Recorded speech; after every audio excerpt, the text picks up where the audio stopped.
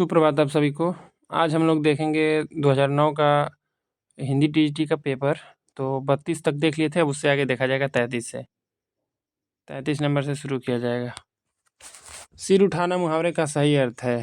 तो सिर उठाना सबको पता है, सिर उठाना। रंग उतर जाना, भेद प्रकट करना, बहुत पछताना, विद्रोह करना। तो सिर उठाना का मतलब होता है ना विद्रोह करना, तो वही वाला विद्रोह करना यहाँ पे होगा। अब देखिए, नीमा किस कवि की माता का नाम था? तो नीमा किस कवि की माता का नाम था? रहीमदास की, किशोरदास की, कि कबीरदास की माता का नाम था, कि मलुकदास की माता का नाम था? तो नीमा और नीरू ये जो थे, ये कबीर के माता पिता थे। ठीक, ध्यान देना है। तो यहाँ पे कबीर हो जाएंगे। नीरू जुलाहा और उसकी पत्नी नीमा ने बालक के रूप में विद्यमान सत्पुरुष को अपने घर लाकर पालन पोषण किया। इस प्रकार जुलाहा परिवार में परिपालित सत्पुरुष ने युग के शोषण एवं बंधनों को शिथिल करके सामाजिक जीवन का नया परिच्छेद उद्घाटित किया। जनश्रुतियों में प्रसिद्ध है कि कबीर की पत्नी का नाम लोई था। तो ये ध्यान देना है कि कबीर की पत्नी का नाम लोई था और रैदास की पत्नी का नाम लोना था। तो ये यहाँ पे लोई ध्यान देना है, कबीर की पत्नी का नाम लोई था। उनकी संतान के रूप में पुत्र कमाल, तो संतान का पुत्र जो था उसका नाम था कमाल और पुत्री कमाली का उल्लेख मिलता है। खोज रिपोर्टों, संदर्भ ग्रंथों, पुस्तकालयों के विवरणों आदि में उनके द्वारा विरचित 63 ग्रंथों का उल्लेख मिलता है। ठीक, ये है अगाध मंगल। तो ये ध्यान देना कि इतना इंपॉर्टेंट है नहीं है। इनकी बीजक रचनाएं है वही इंपॉर्टेंट है, उसमें 3 भाग है, साखी, शबद और रामायणी। तो ये बस देख लेना है कि अगाध मंगल है, अनुराग सागर है, अमर मूल है, असरखंड है, असरखंड की रामायणी, अक्षर भेद की रामायणी, उग्र गीता है, कबीर की बानी है, कबीर गोरख गोष्ठी है, कबीर की साखी, बीजक है, ब्रह्म निरूपण, मोहम्मद बोध, रेखता, विचारमाला, विवेक सागर, शब्दावली, हंस मुक्तावली, ज्ञान सागर। ठीक, तो ये सब उतना इम्पॉर्टेंट नहीं है, लेकिन बस ध्यान देना कि ये भी कबीर की रचनाएं मानी जाती हैं। रचना के आधार पर वाक्य के भेद हैं। तो रचना के आधार पर पूछ रहा है, अर्थ के आधार पर नहीं पूछ रहा है। ठीक, तो रचना के आधार पर वाक्य कितने भेद होते हैं? 6 होते हैं, कि 3, कि 8, कि 4। तो रचना के आधार पर 3 होते हैं, और अर्थ के आधार पर पूछेगा तो 8 बताया जाएगा। रचना की दृष्टि से वाक्य 3 प्रकार के होते हैं, सरल, संयुक्त और मिश्र। ठीक, सरल वाक्य, संयुक्त वाक्य और मिश्र वाक्य। सरल वाक्यों में एक ही क्रिया या एक ही क्रिया और उसका विस्तार होता है। ठीक, तो सरल वाक्य तो एकदम सरल रहता है, समझ में आ जाता है। अब देखिए संयुक्त वाक्य कैसे रहता है, क्या रहता है। 2 या 2 से अधिक सरल और स्वतंत्र वाक्य और तथा, देखिए और रहेगा, तो इसका मुख्य पहचान यही है, और से जुड़ा रहता है। संयुक्त वाक्य ज़्यादातर और से जुड़ा रहता है, तथा, एवं या परंतु। ठीक, परंतु से जुड़ा रहेगा, न से जुड़ा रहेगा। ठीक, या अथवा, इसलिए समुच्चयबोधक अव्यय से जुड़े हो, तो उसे संयुक्त वाक्य कहते हैं। मिश्र वाक्य में भी 2 या 2 से अधिक सरल वाक्य होते हैं। क्या लिखा है कि मिश्र वाक्य में भी 2 या 2 से अधिक सरल वाक्य होते हैं। उनमें एक वाक्य मुख्य होता है, दूसरा या तीसरा वाक्य अधीन पर आश्रित वाक्य होता है। तो ये तीनों हो गए, सरल वाक्य, मिश्र वाक्य और संयुक्त वाक्य। अब आगे देखा जाए, पश्चिमी हिंदी के अंतर्गत कौन सी भाषा नहीं है? पश्चिमी हिंदी के अंतर्गत कौन सी भाषा नहीं आती है? बघेली नहीं आती है, कि ब्रज नहीं आती है, कि कन्नौजी नहीं आती है, कि खड़ी बोली नहीं आती है? तो पश्चिमी हिंदी अंतर्गत ये बघेली नहीं आती है। अवधी, बघेली, छत्तीसगढ़ी किस में आती है? पूर्वी हिंदी में आती है। ठीक, 3 ही भाषा याद कर लेना है, अवधी, बघेली, छत्तीसगढ़ी। तो ये पूर्वी में आती है। और पश्चिमी का तो कन्नौजी हो गया, खड़ी बोली हो गई, ब्रज हो गई, ठीक, हरियाणवी हो गई। तो पूर्वी हिंदी याद रहता है तो वही ऑप्शन में पकड़ में आ जाता है कि पूर्वी की एक बोली दे देता है। तो पूछता है कि पश्चिमी हिंदी के अंतर्गत कौन सी भाषा नहीं है, तो पूर्वी उसमें पकड़ में आ जाता है आराम से। तो पश्चिमी याद नहीं रहेगा तभी भी हो जाएगा। पश्चिमी हिंदी के अंतर्गत निम्न बोलियाँ आती हैं, खड़ी बोली या कौरवी। कौरवी राहुल संकीर्तन का है, ब्रजभाषा, हरियाणी या हरियाणवी इसको कहा जाता है, बांगरू भी कहा जाता है हरियाणवी को, बुंदेली एवं कन्नौजी। पूर्वी हिंदी के अंतर्गत निम्न बोलियाँ आती हैं, अवधी है, बघेली है और छत्तीसगढ़ी है। तो ये ध्यान देना है, पूर्वी हिंदी की बोलियाँ एकदम याद रहनी चाहिए। 3 बोलियाँ हैं, अवधी, बघेली और छत्तीसगढ़ी। अब देखा जाए आगे, नहुस नाटक लिखा गया है। तो नहुस नाटक किसने लिखा है, यहाँ पे यही पूछ रहा है। तो भारतेंदु हरिश्चंद्र लिखे हैं, कि वियोगी हरि लिखे हैं, कि शिवमंगल सिंह सुमन लिखे हैं कि गोपाल चंद गिरधर दास। ठीक, यहाँ पे थोड़ा सा कट गया है, तो गोपाल चंद गिरधर दास यहाँ पे दिया है। तो नहुस नाटक कौन लिखे हैं? गोपाल चंद गिरधर दास लिखे हैं, जो भारतेंदु जी के पिता थे। भारतेंदु के पिता गोपाल चंद गिरधर दास कृत नहुस। ठीक, तो ये भी ध्यान देना है कि भारतेंदु जी के पिता थे। भारतेंदु के पिता गोपाल चंद गिरधर दास कृत नहुस 1857 नाटक है। ठीक, आलोच्य युग के सर्वश्रेष्ठ नाटककार भारतेंदु हरिश्चंद्र हैं। उन्होंने अनुदित और मौलिक सब मिलाकर 17 नाटकों की रचना की। ये भी ध्यान देना है कि भारतेंदु हरिश्चंद्र ने अनुदित और मौलिक ये दोनों मिलाकर कितनी रचनाएं की हैं? नाटकों की 17 रचनाएं की हैं। ये ध्यान देना, 17 जो निम्न है। तो अब देखिए कौन कौन सी नाट्य रचना इनकी है। विद्या सुंदर है। ठीक, तो ये अनुदित है। विद्या सुंदर है, रत्नावली है, पाखंड विडम्बन है, धनंजय विजय है, कर्पूर मंजरी है, भारत जननी है, मुद्रा राक्षस है, दुर्लभ बंधु है। ठीक, तो मर्चेंट ऑफ वेनिस का ये अनुवाद किए हैं हिंदी में। अब देखिए वैदिकी हिंसा इंसाना भवती, ये इनका जो है कि अनुदित नहीं है।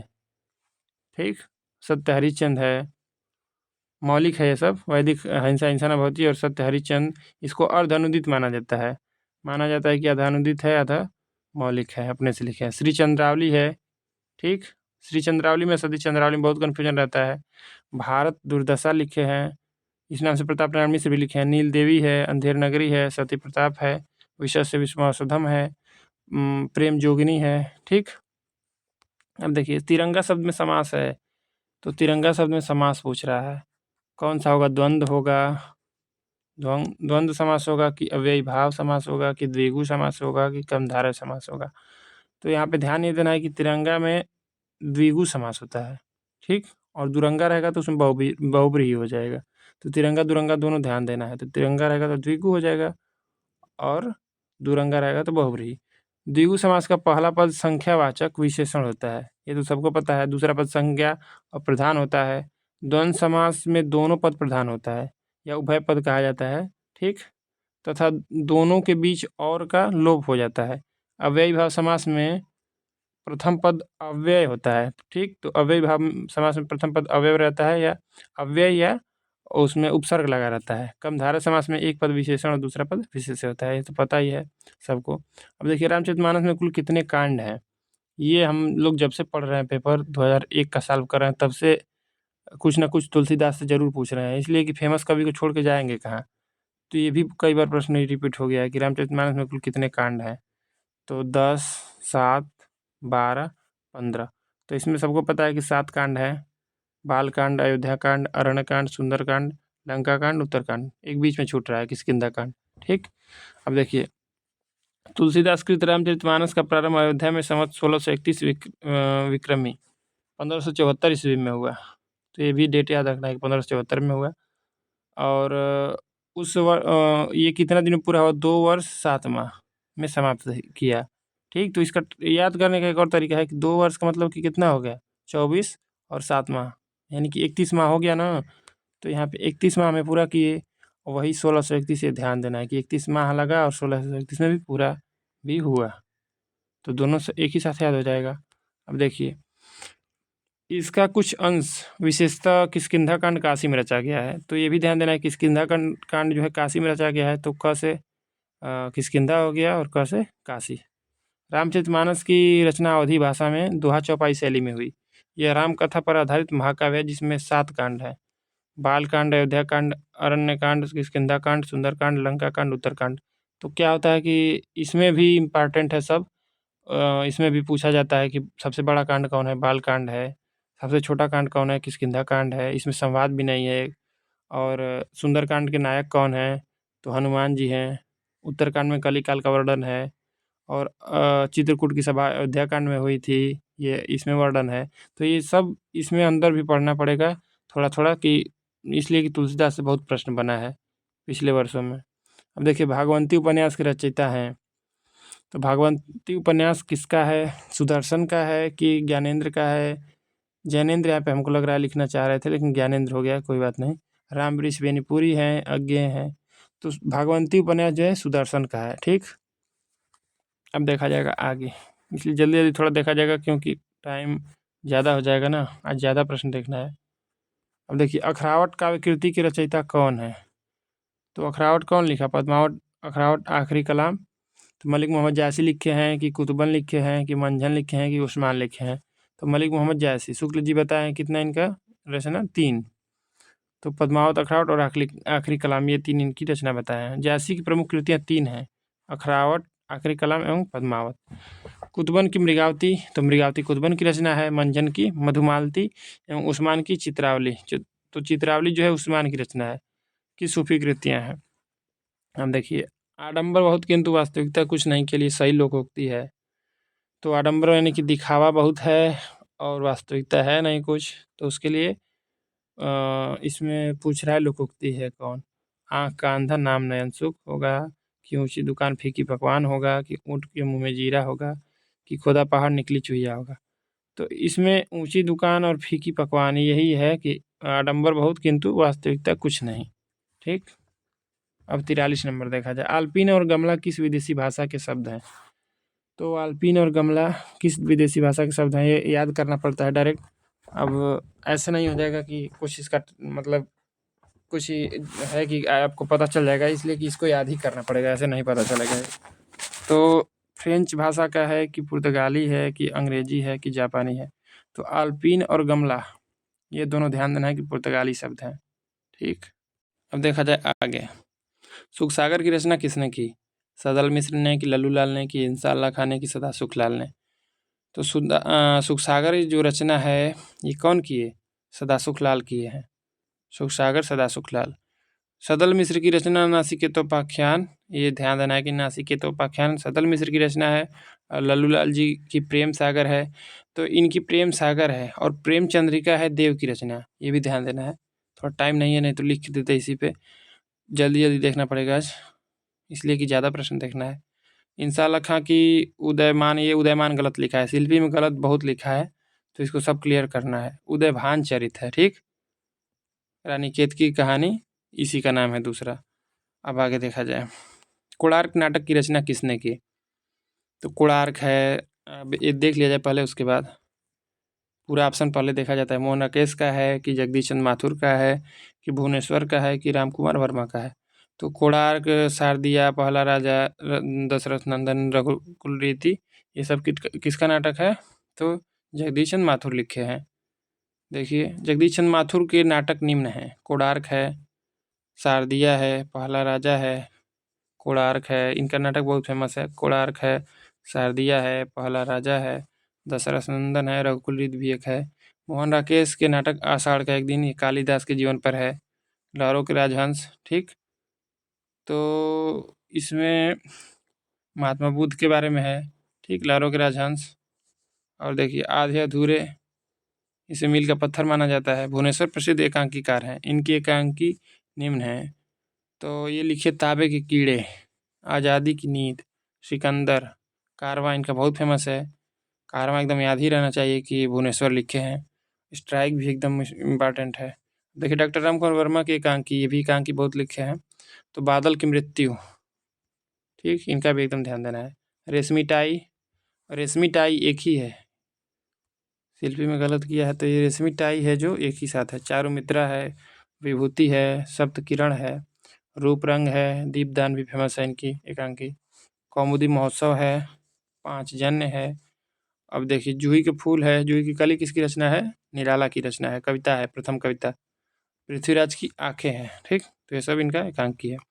अब देखिए, वैराग्य संदीपनी किस कवि की रचना है? तुलसीदास से दूसरा प्रश्न है, वैराग्य संदीपनी किस कवि की रचना है? तो तुलसीदास की है कि सूरदास की है कि कबीरदास की है कि नंददास की है? तो वैराग्य संदीपनी जो है तुलसीदास की रचना है। ठीक। गोस्वामी तुलसीदास द्वारा प्रणीत ग्रंथ निम्न है, दोहावली, कवितावली, गीतावली, रामचरितमानस है, रामाज्ञा प्रश्न है, विनय पत्रिका है, रामलाल अछू है, पार्वती मंगल है, जानकी मंगल है, भैरवे रामायण है, वैराग्य संदीपनी है और श्री कृष्ण गीतावली है। तो ध्यान इसमें देना है कि कभी कभी क्या होता है कि तुलसी की ये पूछ लेता है कि ब्रज में है कौन, और कौन जो है कि अवधि में है। तो इसको ध्यान सिंपल देना है, एकदम याद हो जाएगा आराम से, ज़्यादा दिमाग लगाना है नहीं। तो ध्यान ये देना है कि जिसमें राम, जानकी और पार्वती ये आएंगे राम जानकी पार्वती, तो वहाँ पे कौन हो जाएगा, अवधी भाषा हो जाएगी। तो अभी देख लिया जाए क्या क्या इसमें अवधी में है। देखिए रामचरितमानस ये अवधी में है, ठीक। रामाज्ञा प्रश्न, एक बस उसमें थोड़ा सा ध्यान देना है, उसको ध्यान कि वो इस पे ट्रिक नहीं लागू होगा, ठीक ना। तो एक ही बस है, उस पर ध्यान देना है, बस अब बता रहे हैं। तो रामचरितमानस है, ये अवधि में है। अब देखिए रामलाल नाचू है ना, ये भी अवधि में है, ठीक। पार्वती मंगल ये भी अवधि में है, जानकी मंगल ये भी अवधि में है, बरवे रामायण ये भी अवधि में है, ठीक। अब देखिए अब ब्रज में कौन कौन है, तो ये ध्यान देना है। तो ब्रज में है दोहावली, ठीक। तो ब्रज वाला में ज़्यादातर वली लगा रहता है लास्ट में। दोहावली है, कवितावली है, गीतावली है।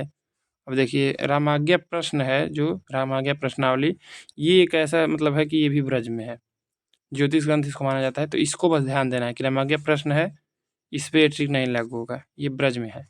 और देखिए विनय पत्रिका है, ये भी ब्रज में है, ठीक। और वैराग्य संदीपनी है, ये भी ब्रज में है।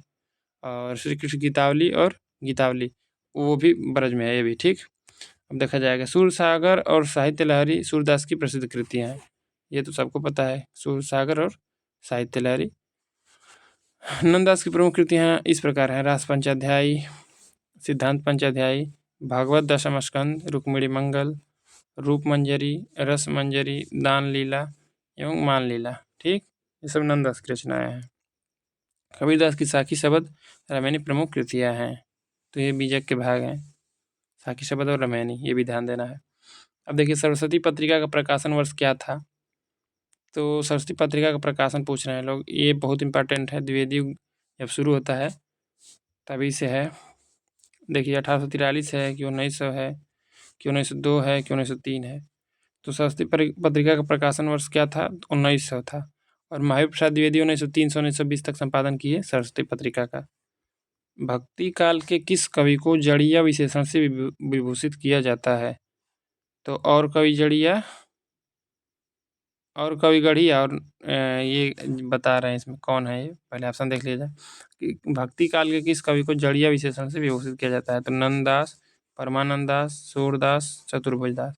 तो शुक्ल जी का है ना कि और कवि गढ़िया और नंददास जड़िया, यानी कि ये एकदम शब्दों को जड़ देते थे, उसमें अच्छा से प्रयोग करते थे।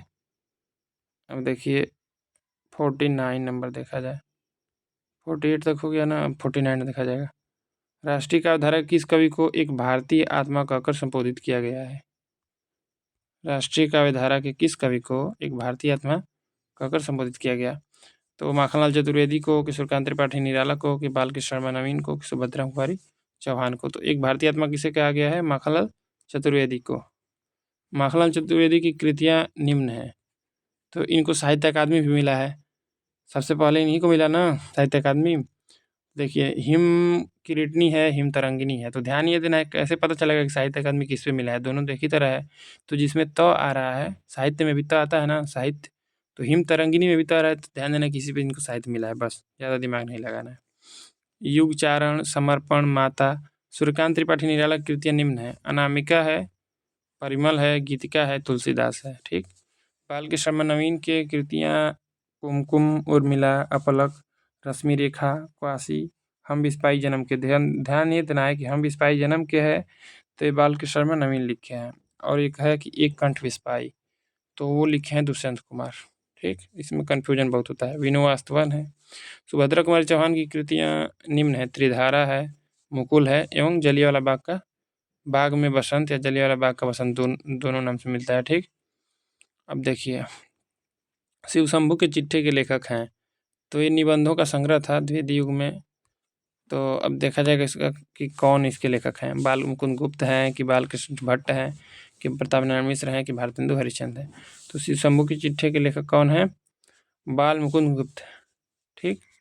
बाल मुकुंद गुप्त हिंदी साहित्य में शिव शंभू का चिट्ठा के लिए प्रसिद्ध हैं। ये चिट्ठे भारत मित्र में 1904 से 5 ईस्वी में प्रकाशित हुए थे, ये भी ध्यान देना है। ये मोस्ट इम्पॉर्टेंट है कि किस पत्रिका में प्रकाशित हुए थे, तो भारत मित्र में, भारत मित्र के संपादक भी रहे हैं ये बाल मुकुंद गुप्त। भारत मित्र में 1904 से 5 ईस्वी में प्रकाशित हुए थे, ठीक। इसको ध्यान देना है। अब देखिए ये तत्कालीन गवर्नर जनरल लॉर्ड कर्जन को संबोधित करके लिखे गए, ये भी पूछा था प्रश्न कि किसको संबोधित करके लिखे गए हैं, तो लॉर्ड कर्जन को। ये ध्यान देना है कि ये लॉर्ड कर्जन को संबोधित करके लिखे हैं। अब देखिए, भारतेंदु बाबू हरिश्चंद्र की 70 काव्य कृतियाँ भारतेंदु ग्रंथावली में संकलित हैं। सवै जाति गोपाल की, देखिए इनकी रचनाएं कौन कौन सी हैं। सवै जाति गोपाल की, मित्रता, सूर्योदय, कुछ आप बीती कुछ जग बीती, ठीक। जयदेव एवं बंग भाषा की कविता भारतेंदु के निबंध हैं। प्रताप नारायण मिश्र की काव्य कृतियाँ प्रेम पुष्पावली, मन की लहर, लोकोक्ति शतक, ये ध्यान देना है। त्रिप्यंताम है, श्रृंगार विलास है, ठीक, श्रृंगार है, विलास है। धोखा, ये निबंध है इनका। धोखा, खुशामद, आप हो गया, बात हो गया, दांत हो गया, भौं हो गया। नारी से लिखे हैं, मुछ नाम से लिखे हैं, परीक्षा नाम से लिखे हैं, ह नाम से, द नाम से। तो ह और द नाम से भी निबंध कौन लिख दिया? प्रताप नारायण मिश्र। वर्ण को भी नहीं छोड़ रहे हैं, उस पर भी निबंध लिख दिए। देखिए कितना नंबर था, 52 नंबर।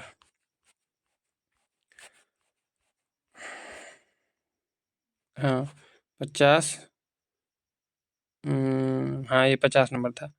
तो कहाँ तक हुआ था? प्रताप जी के निबंध, बालकृष्ण भट्ट के निबंध। हाँ, अब देखिए ह द नाम से लिखा है, समझदार की मौत इनका निबंध है, भी इसको भी ध्यान देना है। मनोयोग आदि प्रताप जी के निबंध हैं। बालकृष्ण भट्ट के निबंध निम्न है। तो बालकृष्ण भट्ट क्या क्या लिखे हैं? बाल विवाह, स्त्रियाँ उनकी शिक्षा, राजा और प्रजा, कृषकों की दुरावस्था, अंग्रेजी शिक्षा और प्रकाश, हमारे नए सुशिक्षितों में परिवर्तन, देश सेवा महत्व और महिला स्वातंत्र्य, इस नाम से भी लिखे हैं। तो अब देखा जाएगा 51 नंबर। उदित उदयगिरी मंच पर रघुवर बाल पतंग, विकसे संत सरोज सब, हर्षे लोचन भृंग। उपर्युक्त पंक्तियों में कौन सा अलंकार है? उपमा है कि रूपक है कि उत्प्रेक्षा है कि दृष्टांत है? उपमा, रूपक, प्रेक्षा, दृष्टांत। तो इसमें कौन सा अलंकार है? रूपक अलंकार है, ठीक। तो ये जब राम जी धनुष तोड़ने जाते हैं सीता स्वयंवर में, उसी वक्त का ये सीन है। तो उदित उदयगिरी मंच पर जो है कि वो बाल सूर्य की तरह कौन आता है? रघुवर आते हैं, राम जी।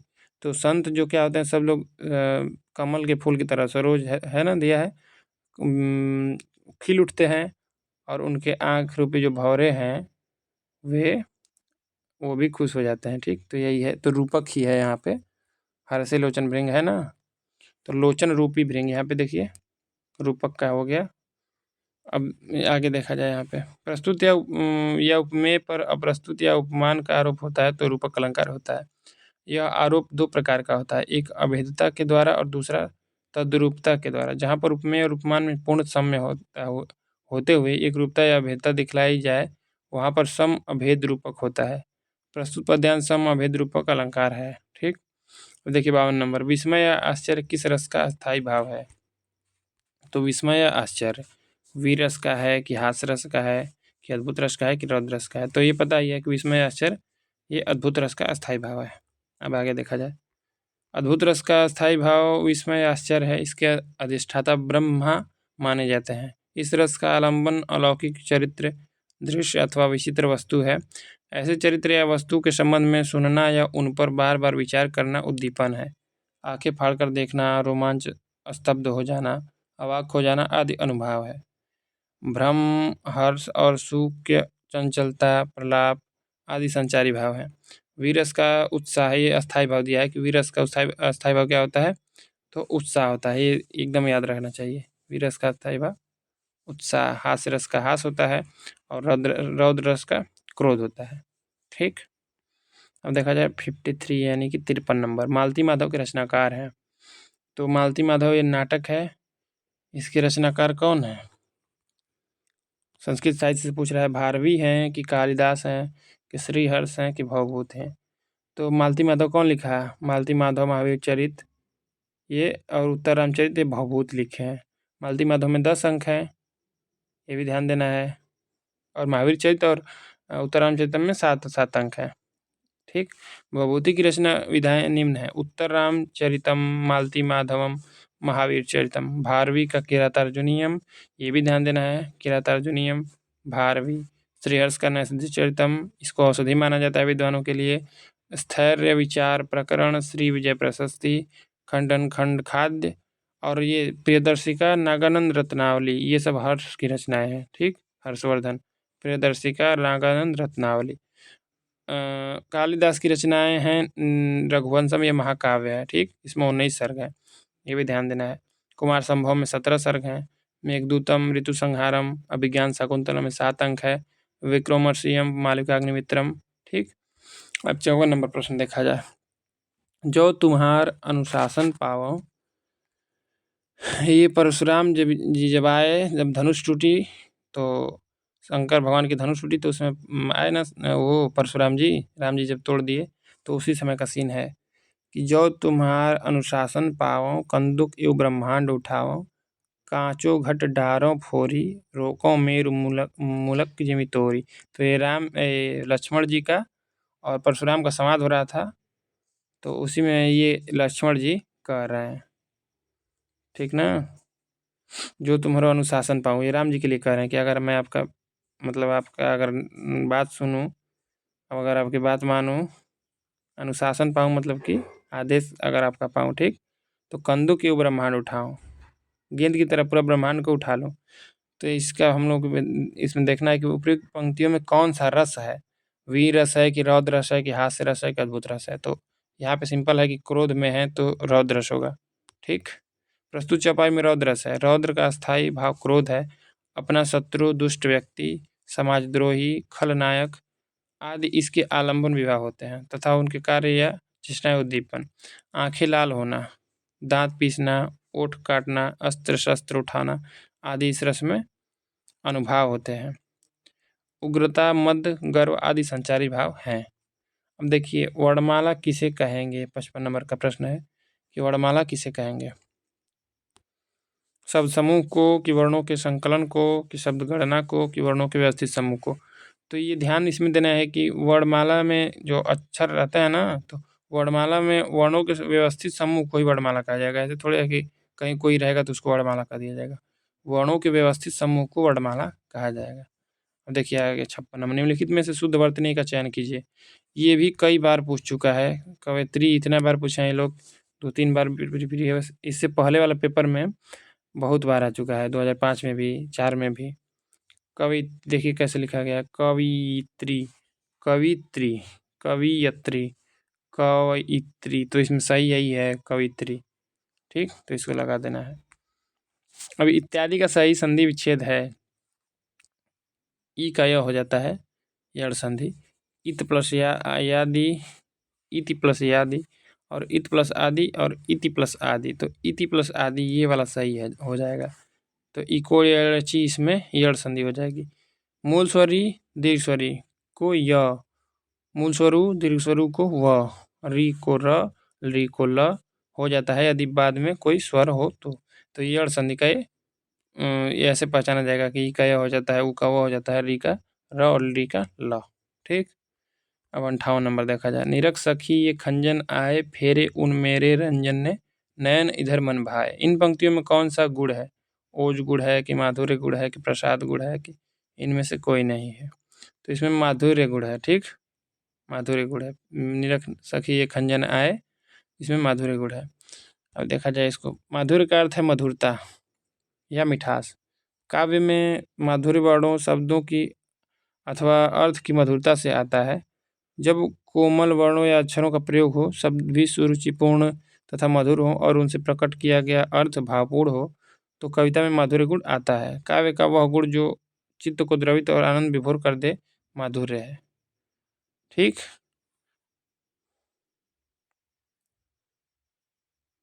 माधुर्य यहाँ गया।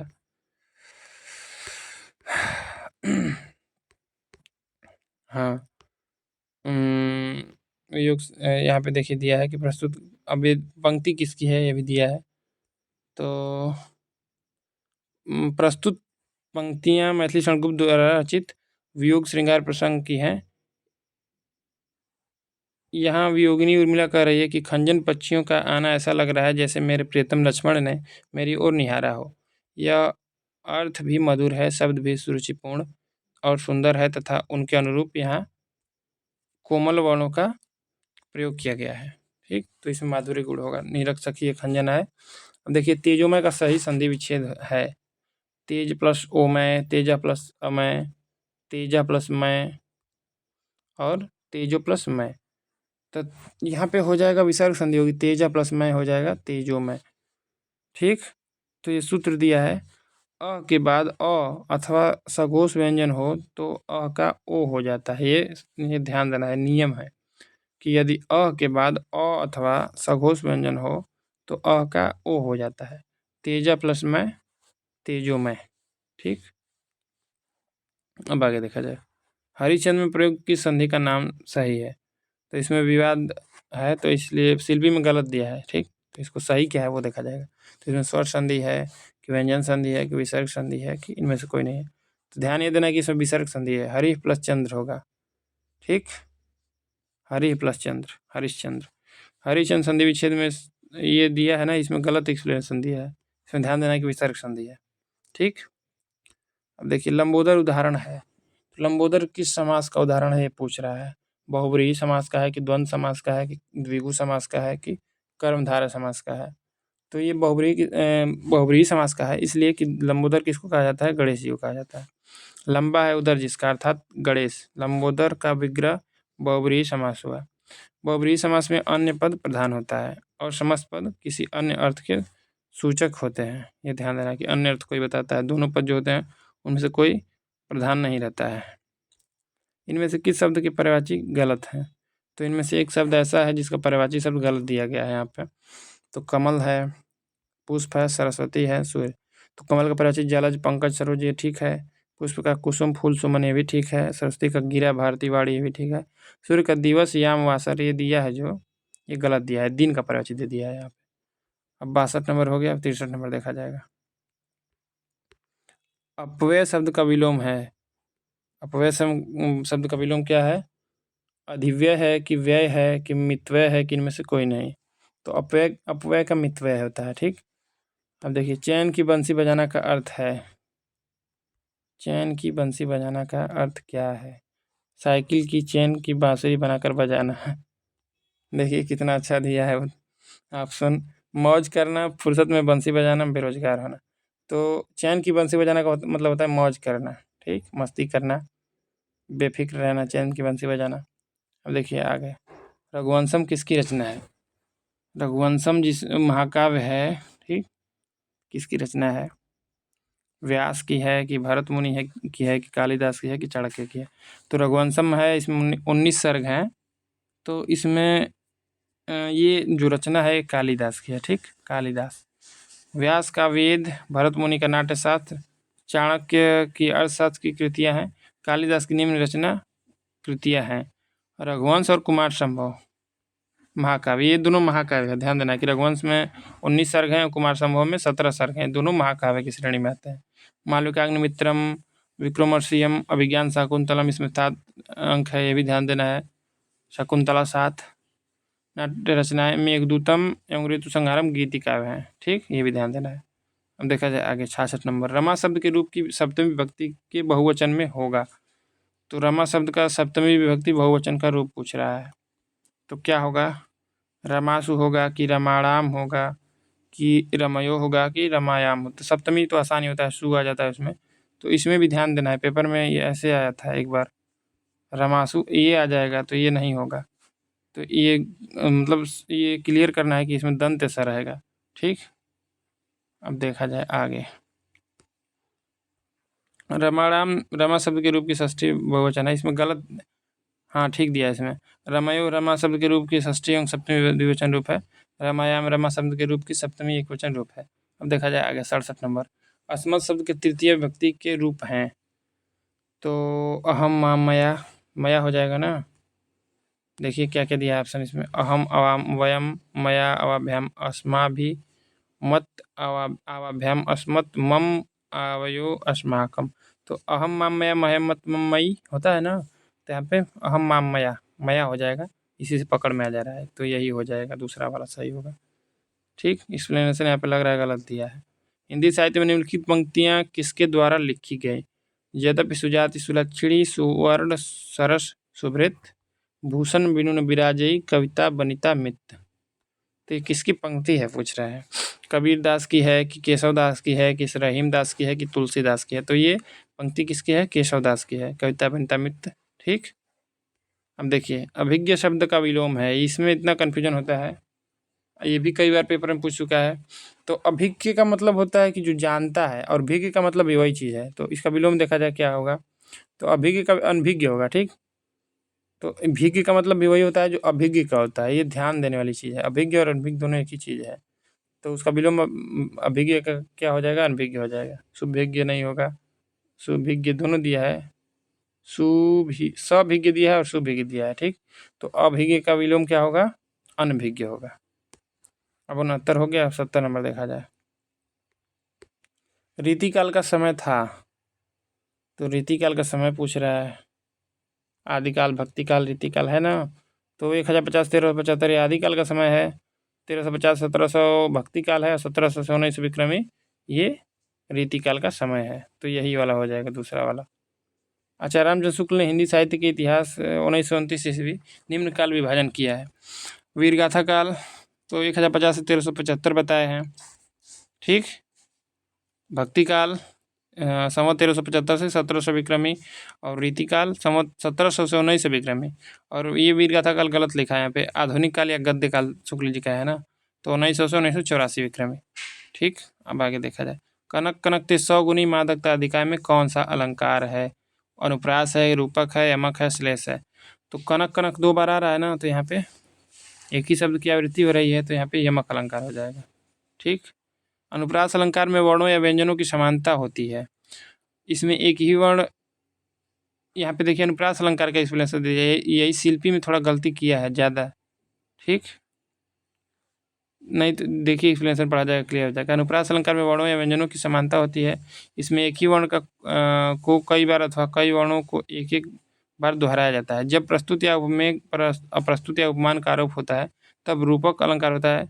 तो यहाँ पे बस बता रहा है कि अनुप्रास अलंकार का क्या पहचान है और रूपक का क्या है। जहाँ पर शब्द की अनेक बार भिन्न अर्थों में आवृत्ति होती है वहाँ पर यमक अलंकार माना जाता है। तो यही यहाँ पे है। जहाँ पर ऐसे शब्दों का प्रयोग हो जिनसे एक से अधिक अर्थ निकलते हों वहाँ पर श्लेष अलंकार होता है। तो यमक का मतलब ये होता है युग्म, और श्लेष का मतलब चिपका हुआ। ठीक। देखिए 72 नंबर देखा जाए अब। सखी नील न बस्तर से निकला यह हंस, हाथ तिरता तिरता अवतारक मौक्तिक शेष नहीं निकला जिनको चरता चरता। में रूपक अलंकार का कौन सा प्रकार प्रयुक्त हुआ है? सांग रूपक है, निरंग रूपक है, परमपद रूपक है। तो इसमें कौन सा रूपक हो जाएगा? सांग रूपक हो जाएगा। सांग रूपक का पहचान ये है कि जहाँ उपमेय में उपमान को, ठीक, जहाँ उपमेय में उपमान को सांगोपांग रूप से अभेद आरोपित किया जाए। एक और उदाहरण उसका है कि उदित उदयगिरी मंच पर रघुवर बाल पतंग विकसित संत सरोज से हर्षे लोचन बिंग। तो ये जो है ना उदित उदयगिरी मंच पर, इसमें भी सांग रूपक है। और निरंग रूपक है जहाँ उपमेय में उपमान की एकांग विशेष को बताया जाए। ठीक। तो वहाँ पे निरंग रूपक हो जाएगा। जैसे एक है मुख कमल समीप सजे थे दो किसले दल पुरैन के, तो इसमें निरंग रूपक हो जाएगा। और एक परम्परित रूपक है। ठीक। तो इसको ध्यान देना है। अब देखिए 73 नंबर। संयुग्म चुनिए, संयुग्म चुनना है इसमें। तो पश्चिमी हिंदी के अंतर्गत खड़ी बोली आती है, बिहारी हिंदी के अंदर मारवाड़ी आती है, कि पूर्वी हिंदी के अंदर गढ़वाली आती है, पहाड़ी हिंदी के अंदर बघेली आती है। तो इसमें सही एक ही है कि पश्चिमी हिंदी के अंतर्गत आती है खड़ी बोली या कौरवी।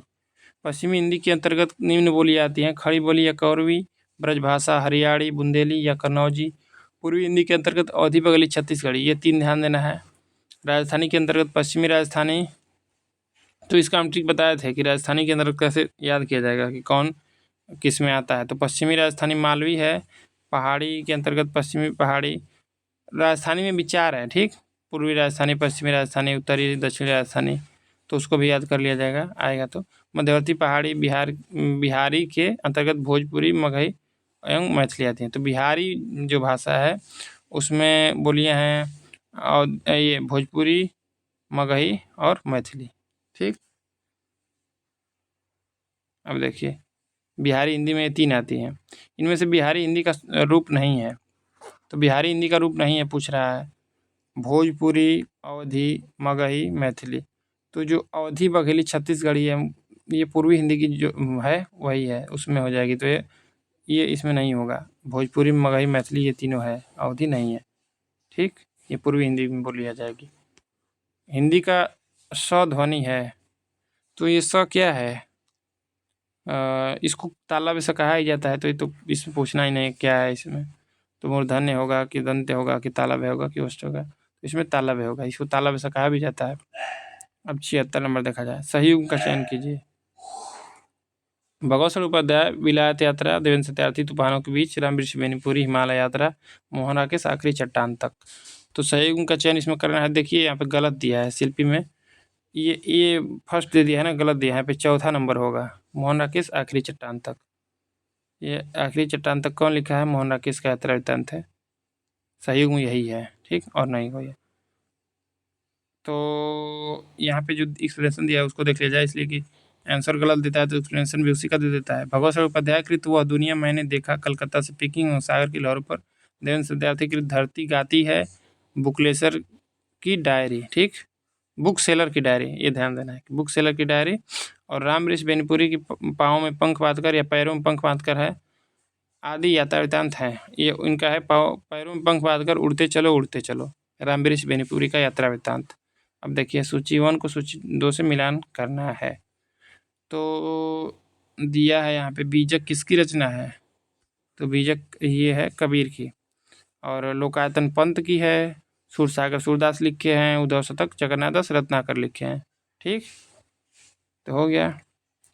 सूरदास की 2 प्रमुख रचना कृतियाँ हैं, सूरसागर एवं साहित्य लहरी। तो साहित्य लहरी में अपनी वंश परंपरा दिए हैं सूरदास, ठीक, ये भी ध्यान देना है। जगन्नाथ दास रत्नाकर हैं की कृतियाँ उद्धव शतक है, गंगावतरण है, इस नाम से पद्माकर की भी रचना है। ठीक, इसी तरह कुछ है ना, श्रृंगार लहरी, हिंडोला, हरिश्चंद्र, बिहारी रत्नाकर, दीप प्रकाश। ठीक, कबीर की वाणी का संग्रह बीजक कहलाता है। इनके 3 भाग हैं, रामायणी, शबद और साखी। सुनीतानंद पंत की रचना है अनामिका, परिमल, गीतिका, ये गलत दिया है, यहाँ पंत की नहीं, यहाँ पे निराला की रचना है। अनामिका, परिमल, गीतिका, तुलसीदास, अड़िमा, अड़िमा पंत की है। ठीक, तो अनामिका, परिमल, गीतिका है, तुलसीदास, ये सब निराला की रचना है।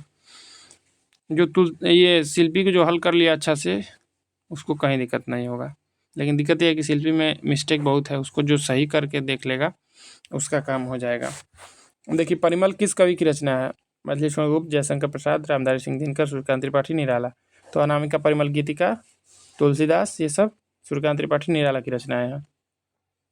मैथिली गुप्त की कृतियाँ निम्नलिखित हैं, जयद्रथ वध, पंचवटी, झंकार, साकेत, यशोधरा, द्वापर, जय भारत एवं विष्णुप्रिया। जयशंकर प्रसाद की काव्य कृतियाँ हैं, झरना, आंसू, लहर, कामायनी, ठीक, उर्वशी, वन मिलन, प्रेमराज, अयोध्या का उद्धार है, ठीक, बब्रुवाहन, और करुणालय प्रथम गीति नाट्य है, करुणालय प्रथम गीति नाट्य है। ठीक, रामधारी सिंह दिनकर की रचनाएं रेणुका, प्रणभंग, हुंकार, हसवंती, कुरुक्षेत्र, परशुराम की प्रतीक्षा, रश्मिरथी, उर्वशी, नील कुसुम, संस्कृति के 4 अध्याय, ठीक, शुद्ध कविता की खोज आदि हैं। सूर्यकांत त्रिपाठी, निराला की रचनाएं अनामिका, परिमल, गीतिका, तुलसीदास, कुकुरमुत्ता, नए पत्ते, अर्चना, सरोज स्मृति, आराधना, गीत गुंज, अपरा हैं। गीत गुंज है, यहाँ पे गीत मुंज दे दिया, ठीक ना। ज़्यादा कितना देखे हैं? 83 तक है, 84 तक है, तो बस अब ख़त्म ही होने वाला है।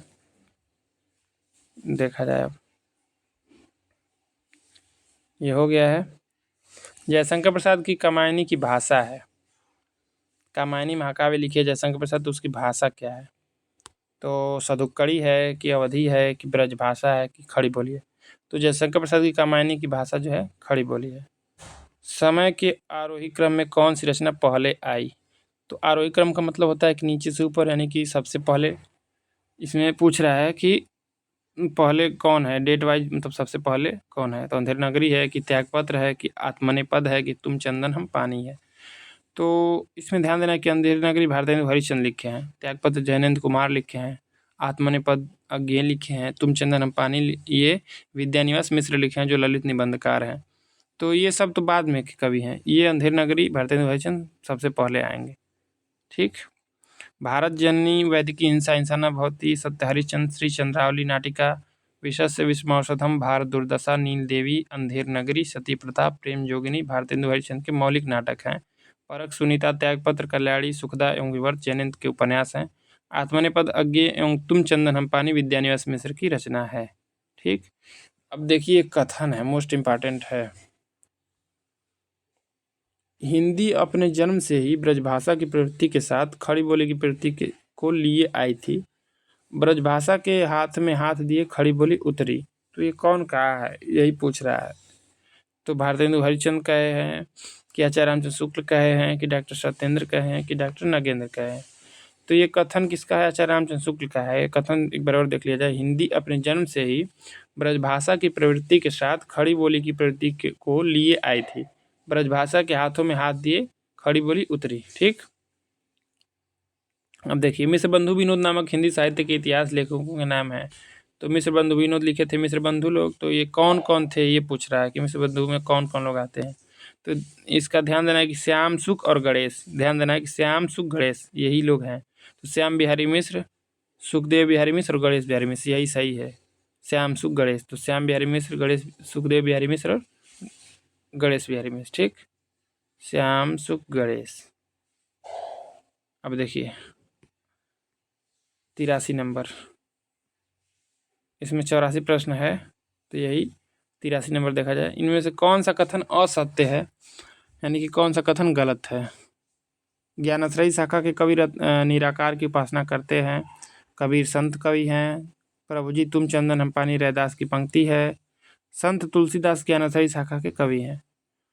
तो इसमें गलत ये है कि संत तुलसीदास ज्ञानाश्रयी शाखा के कवि हैं, यही गलत है। ठीक, इसलिए कि तुलसीदास तो राम भक्ति शाखा के कवि है ना। निर्गुण काव्य उपधाराओं को ज्ञानाश्रयी शाखा और प्रेमाश्रयी शाखा कहा जाता है। ठीक, प्रेमाश्रयी काव्य ही हिंदी का सूफी काव्य है। कबीर आदि निर्गुण संतों के साहित्य को ज्ञानाश्रयी शाखा का माना जाता है। अब देखिए, इनमें से कौन सा ग्रंथ केशव का नहीं है। तो केशव मतलब केशव दास का नहीं है, पूछ रहा है इसमें। तो रामचंद्रिका है कि कवि प्रिया नहीं है, इनकी रचना की विज्ञान गीता नहीं है। यहाँ पे विज्ञान पंक्ति लिख दिया है, ये गलत लिखा है, विज्ञान गीता रहेगा यहाँ पे। भाषा भूषण है। तो रामचंद्रिका केशव दास लिखे हैं, इसमें 39 प्रकाश है। इसे छंदों का अजायब घर कहा जाता है। एक रात में इसकी रचना किए थे। ठीक, और कवि प्रिया है, ये अलंकार संबंधी ग्रंथ है। ठीक ना। विज्ञान गीता है, इसमें जो है कि ये इनका जो है कि प्रबोध चंद्रोदय जो है उससे उसी टाइप का है ये भी, विज्ञान गीता। ठीक, आध्यात्मिक ग्रंथ है। भाषा भूषण जसवंत सिंह का, तो इसमें यही नहीं है इनकी रचना केशव की। भाषा भूषण जसवंत सिंह की रचना है। केशव दास द्वारा लिखे गए ग्रंथ निम्न है: कवि प्रिया, रसिक प्रिया, रामचंद्रिका, वीर सिंह, देवचरित, विज्ञान गीता, रतन बावनी और जहांगीर जस चंद्रिका। इसमें जहांगीर जस चंद्रिका में जहांगीर की प्रशंसा किए हैं। तो यहाँ तक हो गया 84 तक। अब कल देख लिया जाएगा, पूरा 125 प्रश्न हम लोगों का खत्म हो जाएगा। तो आज के लिए बस इतना ही। आप सभी का जुड़ने के लिए धन्यवाद। और इससे प्रीवियस ईयर का भी पेपर है, आप लोग देख सकते हैं, चैनल पे है। ठीक, और पंक्ति भी है 60 में बहुत। तो जुड़ने के लिए आप सभी का धन्यवाद।